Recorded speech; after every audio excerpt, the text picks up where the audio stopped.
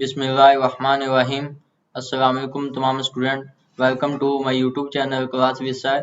आज की इस वीडियो में हम क्लास 6 का जो इस्लामियत का स्कूल बेस्ड असेसमेंट 2024 और 25 का फर्स्ट टर्म का पेपर है, क्लास 6 इस्लामियत का पेपर जो आपको कल दिया जाएगा आपके स्कूल्स में, आपका कल होगा।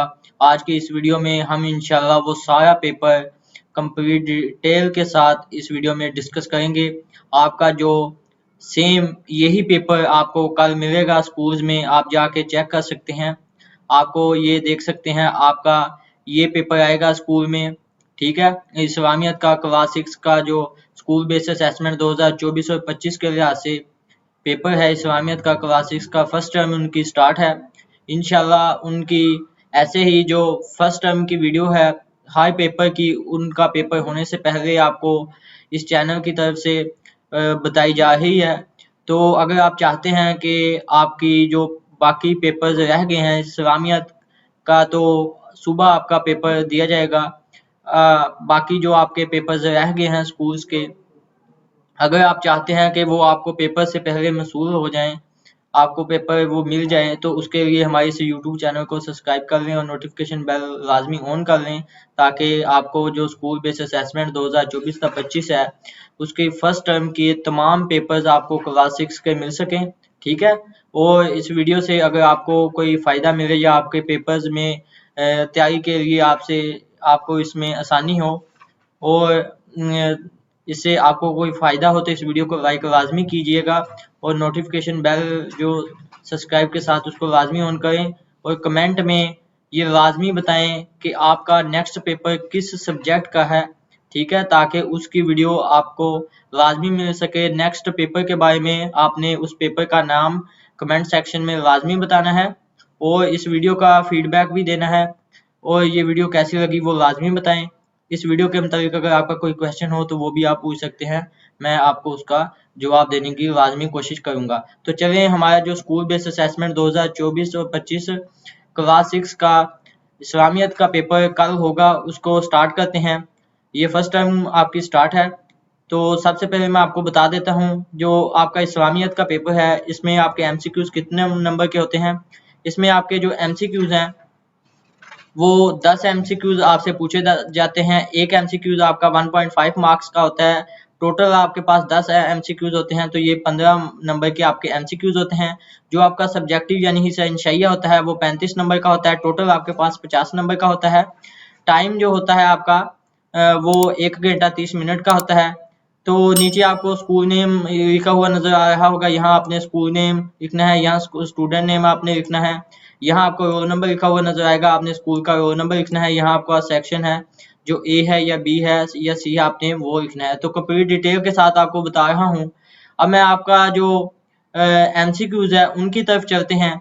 उनकी तरफ जाने से पहले मैं आपको आपका जो सोल्यूशन है, कंप्लीट सोल्यूशन, वो दिखाता चलूँ कि ये आप देख सकते हैं आपका जो कंप्लीट सब्जेक्टिव है, एमसीक्यूज है, उसकी मैंने की तैयार कर रखी है। तो जब हम सब्जेक्टिव की तरफ आएंगे तो इंशाल्लाह इसको मैं आपको निशान लगवाऊंगा, आपके जो हर सवाल का आपने कौन सा आंसर करना है, तो यहाँ पर मैं आपको वो भी निशान लगाऊंगा। आप यहाँ से कंप्लीट पेपर याद कर सकते हैं। तो हम पहले एमसीक्यूज देखते हैं। इसका जो फर्स्ट एमसीक्यूज है उसमें पूछता है हमसे कलमा शहादत में अकायद बयान किए गए हैं। तो कलमा शहादत में अकायद बयान किए गए हैं, इसके नीचे 4 ऑप्शन दिए गए हैं, आपने ए पे टिक करना है तौहीद व रिसालत पे, ठीक है। तौहीद व रिसालत इसका दुरुस्त जवाब है। हम दूसरे एमसीक्यूज की तरफ चलते हैं। दूसरे एमसीक्यूज में हमसे कहता है हदीस मुबारका जो उसने दी है वाला तहसदू के तनाज़े में हमें पहचानना चाहिए। तो इसमें जो उसने हदीस मुबारका दी है इसमें हमें क्या पहचानना चाहिए, इसमें हसद करने से, ठीक है। ये डी इसका दुरुस्त जवाब है, हसद करने से। तो इस हदीस मुबारका में हमें ये पहचानना चाहिए, इसके जो तनाज़े हैं हसद करने से, डी इसका दुरुस्त जवाब है। तीसरे एमसीक्यूज की तरफ चलते हैं। अल्लाह ताला की सिफ़त अर-रहमान से हमें दर्स मिलता है। तो अर-रहमान से हमें क्या सबक मिलता है, रहमदिली का। तो तीसरे एमसीक्यूज का ए जो है वो 100% दुरुस्त जवाब है। आपने ए पे दायरा लगाना है, ए इसका दुरुस्त जवाब है तीसरे एमसीक्यूज का। अब हमारा जो एमसीक्यूज नंबर 4 है, अल्लाह ताला का फरमान वही जो है अल्लाह है जिसके सिवा कोई मबूद नहीं वजाहत करता है। तो जो अल्लाह ताला का वही ये फरमान है कि अल्लाह के सिवा आपका कोई महबूद नहीं है जो। तो इससे हमें क्या सबक मिलता है? इससे हमें सबक मिलता है अल्लाह ताला की वहदानियत का। तो ए इसका दुरुस्त जवाब है, यानी अल्लाह एक है, उसका कोई मबूद नहीं। ए इसका जो आपका एमसीक्यूज नंबर 4 है उसका दुरुस्त जवाब है। अब हम आपके एमसीक्यूज नंबर 5 की तरफ चलते हैं। 10 एमसीक्यूज हैं जिसमें से हमने 4 देख ली हैं। सवाल नंबर 5, रसूलुल्लाह खातमुन नबिय्यीन सल्लल्लाहु अलैहि वसल्लम के तमाम अंबिया कराम अलैहिस्सलाम की जो इमामत फरमाई है, तो इमामत कब फरमाई गई? मेराज के मौका पर, ठीक है। डी इसका दुरुस्त जवाब है। जो आपका सवाल नंबर यानी कि एमसीक्यूज नंबर 5 है, डी इसका दुरुस्त जवाब है, डी पे आपने टिक करना है। अब हमारा एमसीक्यूज नंबर 6 है, उसमें पूछता है हमसे इस्लामी तालीमात के मुताबिक अपनी सेहत की हिफाजत करने वाला शख्स खुद को महफूज रख सकता है, ठीक है। तो खुद को महफूज किस तरह रख सकता है? बीमारियों से। ए इसका यानी दुरुस्त जवाब है, ए पे आपने टिक करना है, ठीक है। आप ये एमसीक्यूज जो आपकी की है वहां से भी चेक कर सकते हैं, आपको यही आंसर मिलेंगे। तो ए इसका दुरुस्त जवाब है एमसीक्यूज नंबर 6 का। अब एमसीक्यूज नंबर 7 की तरफ चलते हैं। हमसे पूछता है फरमान नबी खातमुन नबिय्यीन सल्लल्लाहु अलैहि वसल्लम के मुताबिक मुसलमान और काफिर के दरमियान फर्क करने वाला अमल है। तो इसमें कौन सा मुसलमान और काफिर के दरमियान फर्क करने वाला अमल है? वो है नमाज, यानी कि ए इसका दुरुस्त जवाब है। सवाल नंबर 8 यानी एमसीक्यूज नंबर 8 की तरफ चलते हैं। सिफा की दस्तगाह जो दरसगाह है वो कहाँ कायम की गई? वो मस्जिद नबवी में कायम की गई। इसका यानी बी दुरुस्त जवाब है, बी आपने टिक करना है, मस्जिद नबवी में, ठीक है, एमसीक्यूज नंबर 8 का। अब हम बात करते हैं हमारे एमसीक्यूज नंबर 9 की। मिसाक मदीना की जो रूह से अमनो ईमान कायम रखने की जिम्मेदारी थी। तो मिसाक मदीना की रूह से जो अमनो ईमान कायम रखना था, वो उनकी जो जिम्मेदारी थी वो किन पर थी? वो थी जो तमाम कबाइल थे उन पर ये जिम्मेदारी थी। तो डी इसका दुरुस्त जवाब है, आपने डी पे टिक करना है, ठीक है। एमसीक्यूज नंबर 9 का जो है डी इसका दुरुस्त जवाब है। एमसीक्यूज नंबर 10 की तरफ चलते हैं। एमसीक्यूज नंबर 10 में पूछता है सवाल नंबर जो आपका यानी 10 है, नबी करीम सल्लल्लाहु अलैहि वसल्लम ने गज़वा बदर के कैदियों के साथ मामला करने का हुक्म दिया। तो कौन सा मामला करने का हुक्म दिया? हुस्न सलूक का, यानी बी इसका आपका एमसीक्यू नंबर जो म्यूजिक 10 है उसका बी जवाब है, हुस्न सलूक का। तो स्कूल बेस्ड असेसमेंट 2024 तक 25 क्लास 6 का हमने 6ठी क्लास का अब म्यूजिक सा देख लिया है। हम सब्जेक्टिव यानी हिस्सा इंशाइया की तरफ चलते हैं। तो हिस्सा इंशाइया देखते हैं उसमें हमारे कौन कौन से क्वेश्चन जो कल आपके पेपर्स में आएंगे। यही पेपर आएगा, अगर आप इसकी तैयारी करेंगे इंशाल्लाह आपके जो है पूरे नंबर आएंगे, जो 50 के 50 नंबर है आपको वो पूरे दिए जाएंगे। अब इसमें कौन कौन से सवाल शामिल हैं? इसमें सवाल नंबर 11 है, सवाल नंबर 12 है, सवाल नंबर 13 है। तो इनके आगे मजीद 3 जो है पार्ट यानी कि हिस्से हैं। तो हम इंशाल्लाह 1 बाय 1 इन कंप्लीट को कवर करेंगे। सबसे पहले हमारे पास है सवाल नंबर 11 का, अकीदा रिसालत की तारीफ करें। तो हम पहले अकीदा रिसालत को देखेंगे। ये वाला क्वेश्चन मैं आपको हाईलाइट कर देता हूँ, ये आपका 2 नंबर का क्वेश्चन है, अकीदा रिसालत की तारीफ करें। तो हम पहले अकीदा रिसालत जो है उसकी तारीफ करते हैं। तो ये आपके सामने जो है आपकी एमसीक्यूज की है, आप इसको यहीं से भी जो है एमसीक्यूज चेक कर सकते हैं, आपको वही आंसर मिलेंगे जैसा कि मैंने आपको आगे बताया। अब जो हमारा अकीदा रिसालत की तारीफ करनी है हमने, तो हम अकीदा रिसालत की तारीफ करते हैं, ठीक है। अकीदा रिसालत की तारीफ में हमसे कहता है, ये यहाँ से आपको मिलेगी तारीफ, अंबिया कराम अलैहिस्सलाम की बसियत का सिलसिला हजरत आदम अलैहिस्सलाम से शुरू हुआ। आखिरी नबी हजरत मोहम्मद सल्लल्लाहु अलैहि वसल्लम खातमुन नबिय्यीन सल्लल्लाहु अलैहि वसल्लम पर ख़त्म हो गया। तमाम अंबिया और रसूलों की नबूवत और रिसालत पर ईमान लाना क्या है जी? अकीदा रिसालत कहलाता है। तो ये आपका दुरुस्त जवाब है, आपने इस पे टिक करना है, ये यहाँ से लेके यहाँ तक, ठीक है। आपने ये 2 लाइन का जो है शॉर्ट क्वेश्चन करना है। आगे हमारा जो क्वेश्चन है उसमें हम यहीं से ही देख लेते हैं। आगे हमारा जो क्वेश्चन है आप वहां से भी चेक कर सकते हैं। साबित करें कि अंबिया कराम अलैहिस्सलाम एक जैसी खसूसियात के मालिक थे। मैं पहले ये भी आपको क्वेश्चन चेक करवा देता हूँ, फिर हम डायरेक्टली वहां से करेंगे। साबित करें, आप ये यहाँ से देख सकते हैं, ये वाला क्वेश्चन है, आगे इसका नेक्स्ट पार्ट है। साबित करें कि अंबिया कराम अलैहिस्सलाम एक जैसी खसूसियात के हामिल थे, ठीक है। तो अब हम इसका आंसर देखते हैं, फिर हम वहां से डायरेक्ट ही ये जो क्वेश्चन है आपके वो वहां से ही करेंगे, यहाँ से। तो आपने इसका आंसर कहाँ से लेके कहाँ तक करने हैं, ये अंबिया कराम की जो खसूसियात है जिनके वो हामिल थे, वो यहाँ से लेके आपने यहाँ तक करना है। तमाम अंबिया कराम अलैहिस्सलाम अल्लाह ताला के नेक और सच्चे हुए बंदे थे, ठीक है, और चुने हुए बंदे थे। वो गुनाहों से पाक थे। तमाम सूरों पर ईमान लाना, उनका एहतराम करना लाजमी था। ये मर्तबा अपनी जो है ज़ाती मेहनत या कोशिश से हासिल नहीं किया जा सकता। आपने यहाँ तक ये करना है। ये 4 लाइन्स का आपका ये क्वेश्चन है। तो आगे जो हमारा क्वेश्चन है आगे, उसको हम देखते हैं।